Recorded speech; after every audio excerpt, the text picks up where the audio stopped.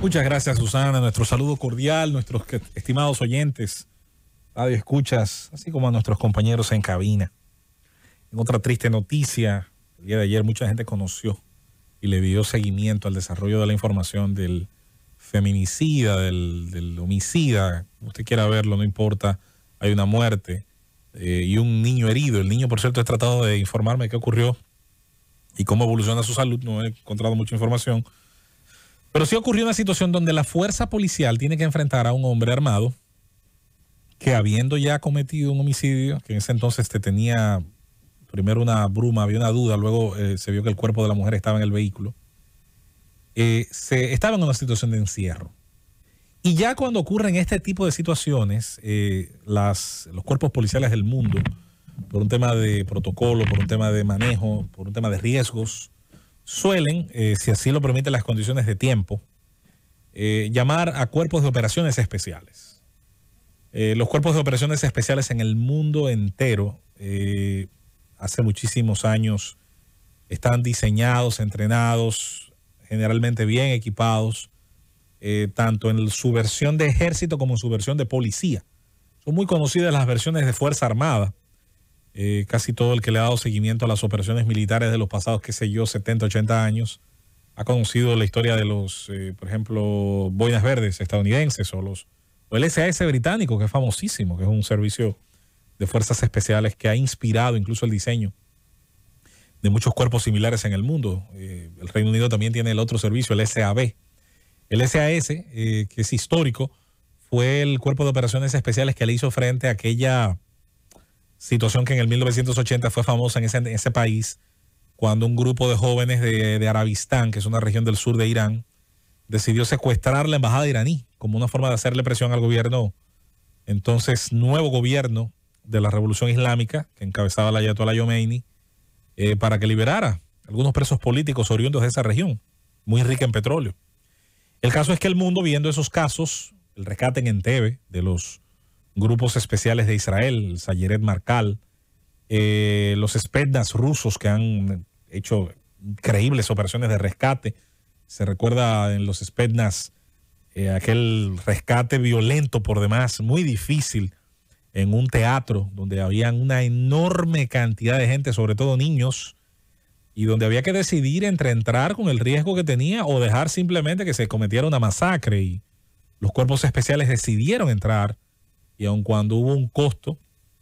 creo que más de 100 víctimas, pues aniquilaron a todos los secuestradores y lograron al menos preservar la vida, eso sí,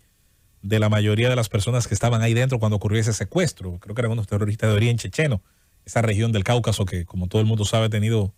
una importante actividad siempre insurgente. Al final, muchos países del mundo, Francia tiene una enorme tradición de cuerpos especiales, tanto de policía como de ejército. En el caso de la parte policial es muy importante porque en Francia hay una presencia importante de riesgos relacionados al terrorismo. España tiene una tradición impresionante en eso. Están los GEO, que son muy famosos, y están los cuerpos de la Guardia Civil, algunos de ellos especializados en explosivos o en cualquiera otra de las áreas. Hago esta mención porque incluso países de nuestra propia América Latina, Costa Rica es un ejemplo muy particular, tienen cuerpos especializados dentro de su policía nacional. Costa Rica no tiene ejército, pero tiene una policía muy bien armada, muy bien articulada alrededor de su territorio. Y para situaciones especiales suele entonces verse todo un despliegue, ¿no?, de estrategias, equipos, preparación para hacerle frente a situaciones especiales como son los secuestros en cualquiera de sus versiones, como es el enfrentamiento a situaciones muy especiales, un atraco bancario, una situación donde hay un riesgo importante para un grupo de gente, como es el tema de la seguridad, por ejemplo, de mandatarios o invitados internacionales, etcétera. La República Dominicana yo creo que tuvo el primer cuerpo especializado por allá en la parte policial, porque en la parte militar hubo fuerzas especiales desde los años 50, el famoso caso de los hombres rana, por ejemplo. Pero en el caso policial, me parece que es en los años 80 cuando se crea la ley de antiterrorismo que por fin se aparece la idea de entrenar en la parte de policial a un grupo de gente que pudiera hacerle frente a ciertas situaciones que estaban ocurriendo en el mundo y que en algún caso podrían amenazar a la República Dominicana. La falta de preparación y de un equipo correcto para esas situaciones, se vio muchas veces. Y uno de los más tristes ejemplos de la falta de un cuerpo especializado en manejo de esas cosas se vio en el 1993, cuando se presentó aquella situación de la que se cumplió un aniversario, hará cuestión de pocas semanas, del atraco al entonces Banco del Progreso de la Avenida Independencia, y donde la participación policial, hay que decir que estuvo llena de desorden, de improvisación, más que nada de un uso gratuito del gatillo, y donde hubo muy poco realmente de planificación, negociación y un manejo, primero psicológico, de las personas involucradas en los hechos, el secuestrador y los secuestrados, y luego de un manejo de inteligencia a partir de conocer los planos del edificio que está secuestrado, de tratar de encontrar diferentes planes de intervención a través de cualquier vía y que pudieran garantizar preservar las vidas de las personas involucradas. Yo sé que mucha gente en esa época sintió mucha vergüenza dentro de la Policía Nacional, y por eso, con el paso de los años, se fueron dando esfuerzos en tratar de generar grupos de élite dentro de la policía y dentro de las Fuerzas Armadas, equipos SWAT, cuyo acrónimo, cuyas letras básicamente hablan de equipos especiales para hacerle frente a situaciones como estas. Recuerdo en un momento, creo que era URT, las siglas también, Unidad de Respuesta Táctica, en un momento que manejaba por parte del Ejército y también por parte de la Dirección Nacional de Control de Drogas, sobre todo cuando había que hacer operaciones importantes, que la inteligencia pudiera avanzar y había que hacer un choque contra grupos, ya fueran del narcotráfico, muy bien armados, y donde ciertamente un tiroteo con grupos normales de la policía iba a generar un desnivel en contra de la autoridad. Cuando se presentan los casos de secuestro, los casos que como el día de ayer, más que un secuestro per se, se necesita obviamente de un manejo especial. Bueno, uno echa en falta lo que aquí hemos insistido en reclamar. La reforma policial y de Fuerza Armada pasa, entre otras cosas, por preparar a los cuerpos armados en sus dos versiones para enfrentar situaciones que ya no se asemejan al crimen de, como hemos llamado, de baja estofa, pero de alta letalidad, y que se presenta de maneras, digamos, muy comunes. No, al momento de enfrentar, por ejemplo, a un grupo que vive del tráfico de estupefacientes, es muy posible que usted enfrente armas automáticas de alto calibre y donde se necesita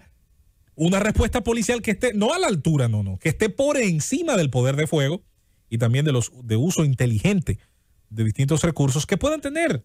los malos, los que deben en ese caso ser sometidos al monopolio legal de la violencia. En el caso de los secuestros, que si bien insisto, lo de ayer era más un hombre armado negado a entregarse a la fuerza policial, y lo cual luego ocurrió, pero sí se han presentado casos, todos tenemos en la memoria, y ahí está la hemeroteca, los casos del que todavía no decidido a cometer el ataque a la mujer o a quienes atrapa, decide entonces atrincherarse, tomar rehenes. Eso ha pasado muchas veces, felizmente puede lograrse, a veces por cansancio, a veces por intimidación, pues puede lograrse un final medianamente feliz. Sería importante, en el caso de nuestra nación, por las características que ha ido desarrollando esta sociedad, por las enormes condiciones, hay que decir muchas veces muy limitadas, que tiene nuestra policía, y que hay que seguir insistiendo para que esas cosas cambien, no solamente en el salario que perciben, que es muy importante, porque es un factor de motivación y de dignificación del trabajo policial, sino también en equiparlos, entrenarlos y en hacer dentro del cuerpos especiales. Para la República Dominicana sería más importante desarrollar equipos tácticos en esas partes que haber tenido toda la vida un DICAN inútil y que le sea una competencia por demás totalmente negativa al otro cuerpo relacionado a política antinarcótica. Para nuestra fuerza policial sería más importante hacer un entrenamiento de todos sus grupos, no solo de las fuerzas especiales, del combate cuerpo a cuerpo. A veces da pena, realmente resulta un poquito lastimoso ver a nuestros oficiales en el enfrentamiento cuerpo a cuerpo con alguien que a lo mejor debe ser reducido por la fuerza y que decide retar en el cuerpo a cuerpo a un policía. Ver lo que pasa, hay que decir que muchas veces nos hace recordar la ausencia de una estandarización en los procedimientos policiales. Los policías dominicanos, no solo las fuerzas especiales, necesitan estandarizar sus metodologías, sus aprendizajes, para hacerle frente a situaciones que van desde lo más normal y diario hasta lo más excepcional como el día de ayer, y que aun cuando no hubo una escalada en los costos humanos, se perdió tristemente una vez más la vida de una mujer, un feminicidio más para las estadísticas y otra situación más que afecta a familias involucradas, pero para nuestra fuerza policial, otra situación que nos recuerda la necesidad que tenemos también de actualizar esa parte de nuestros cuerpos armados y policías.